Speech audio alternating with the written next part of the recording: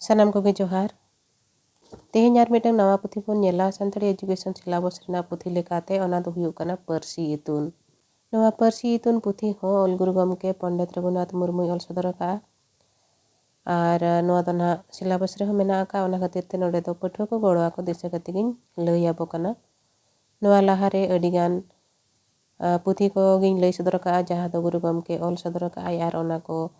Education रे syllabus लेकाते मेना का जहाँ लेका बबन मेना ऑल चेमेट पारसी पोहा दाड़ेगे धन बिदु चांदान बाखेड़ नौका गे आरो तिनंगान पुथी जहाँ कदो इन वीडियो आकारते आपे को ठेनी सदर का जाते पठुआ को नवा करे खन गड़ो पे ᱧᱟᱢ मा देलान कान उनका गे तेहें आर मिटंग नवा पुथी बन नेला ओना दो हुयुग कना पारसी इतुन नवा पारसी इतुन रेना एतोहब साताम हुयुग कना जुमिद के दाड़े नवा दो ना ओनोढ़े लेका से दुरंग लेका मेना का नवा गे देला बन आंजोमा नोडे नवा रे ऑल अकाना पारसी पोहा रिया बारा हटिंग खन जुमिद गे दाड़े मिमिद चिप दा ᱧᱩᱨᱢᱤᱫ काते गे पेरेजो कान गोटा बद बैहड़ मिमिद गोटांग मुडू लिंगी मिद काते गे बेनाव आकान मारांग मारांग गाडा नवा दो ना एतोहब खोद दोसर खोद रे ऑल अकाना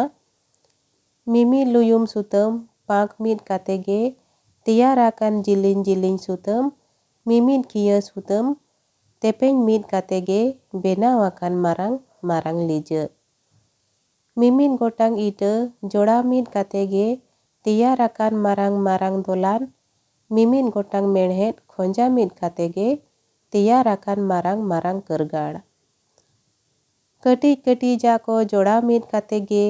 हुयुग काना मारांग मारांग जिनिस आबो हो उनका गे देबो जोटा मिदु स ताबोन मारांग मारांग कमी आर नवा साहटा रेना लातार उतरे जहाँ मेनेत को ओला काना आट अड़ कोरेना मेनेत ओना हुयुग काना जुमिद जोटाव काते ताहेन आर बांग कमी जोंग करगाड़ कारखाना से फैक्ट्री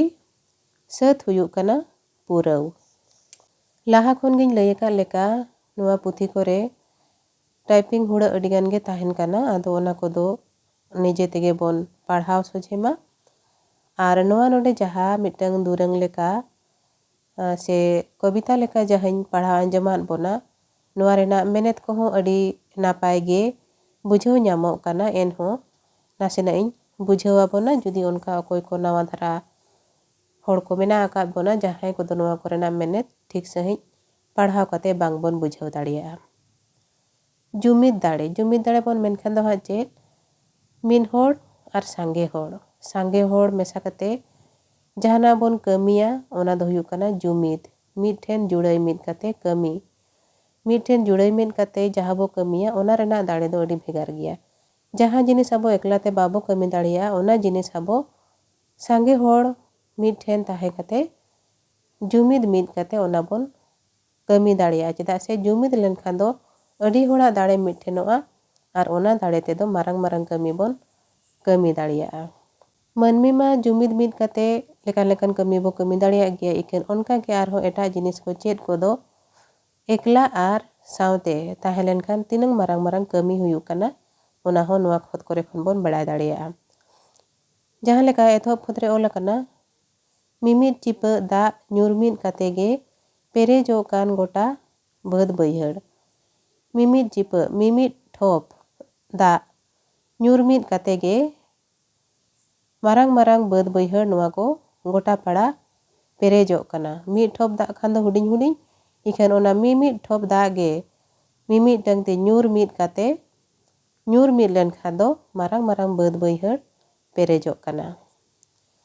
मिमिद गोटांग मुडू लिंगी मिद काते गे बेनाव आकान मारांग मारांग गाडा नोडे ना जहाँ मेनो काना मिमिद गोटांग मुडू दो ना कटिक धारा दा लिंगिन ठाव अदो ओने कटी कटी जा जहाँ सोडो लेका से दा लिंगिन ठाव ताहेन काना ओना कटी कटी मुडू मिठे लिंगी मिद लेन खान दो ओना होते तेगे मारांग मारांग गाडा से मारांग मारांग नई बेनाब काना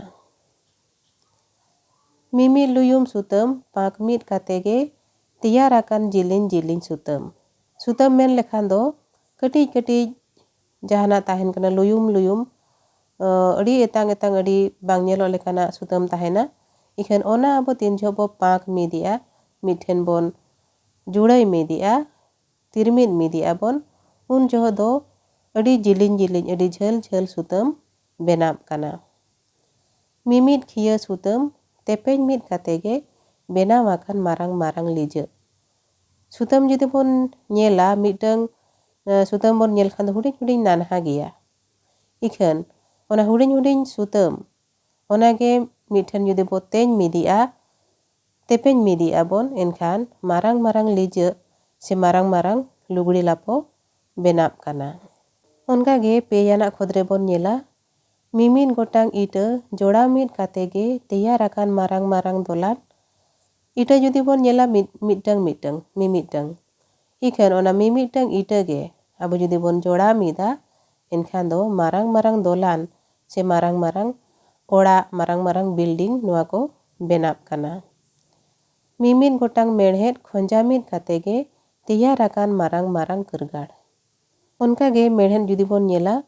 merhet nanha hak tahena mota hak tahena adi lekan merhet tahena ona tin jo mimitang tahen kana un jo do ona riya dare do abo babo nyel nyamea. Ikan ona merhet tin jo abo bon khonja media miten bon jurai media enkan ona merhet tege marang marang kergad kerkhana se marang marang factory benap kana. Onka ge mucheda se puna khodbon nyela noa re ola kana kati kati ja ko joda mit katege huyu kana marang marang jinis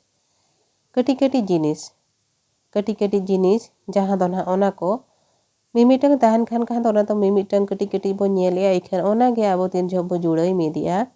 jahana ge tin jo bon jurai media un jo do adi marang marang jinis huyu kana. Ado onka ge node jahan leka mimit cipa se mimit thop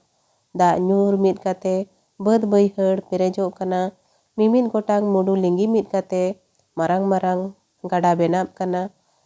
Mimit luyum luyum sutam tin jo abo bon pak media ona te to marang marang sutam benap kana. Mimit kia sutam tin jo abo bon teng media se bon tepeng media ona teho marang marang lija se lugdi lapo benap kana. Mimit gotang ita abo judi bon jurai media marang marang ora marang marang dolan benap kana. Mimit gotang merhet abo bon khonja midet khan do marang marang kergad kerkhana noa ko benap kana. Kati kati ja jinis ko tin jo abo bon jurai media marang marang jinis benap kana. Onka ge abo hor hopon ho judi jota midu abon jumid midu abon enkan do adi marang marang kami bon kami daᱲᱮᱭᱟᱜᱼᱟ adi marang marang kami bon sat daᱲᱮᱭᱟᱜᱼᱟ. Onage noa muchad khodre meni ai abo ho onka ge debo jota midu sat abon marang marang kami. Chitan re jahan leka ja jinis korena jumid dare te chet leka marang marang jinis se marang marang kami huyuk kana ona kore khon chet katege abo manmi ko ho abo hor ko ho dela bon jota midu'a ar jota min kate marang marang kami bon kamiya se marang marang kami bon sat ojeya mente node guru gomke noa onordhe katha te aboy lay sodor kaad bona. Noy nongka noa olbel rena dare do je mitang hor sidha katha te judi bam bujhaw hocho daᱲᱮᱭᱟᱭ kana bai bujhab kana uni do adi gan daika samang kate bon bujhawai kana ar ona daika hotete uni bujhaw kate pale mid napai kami re aᱬgona se mid napai kami kamiya ona ko lagit tege nha noa jaha abo bon ol bela katha kahani ona ko rena adi marang daika mena aka. Mankhan tehin do ninangge noa parsi itun puthi khon arho niya tayom arho etaga satam ko bon nyela darai tena video re. Jahay pathua ko noa video pe nyelet tabona unku do video like ka tabon pe ar share ka tabon pe ar jahay ko pe nawa ge unku do noa channel subscribe ka pe. Mankhan tehin do ninangge sanam ko ge aima sarhaw ar johar.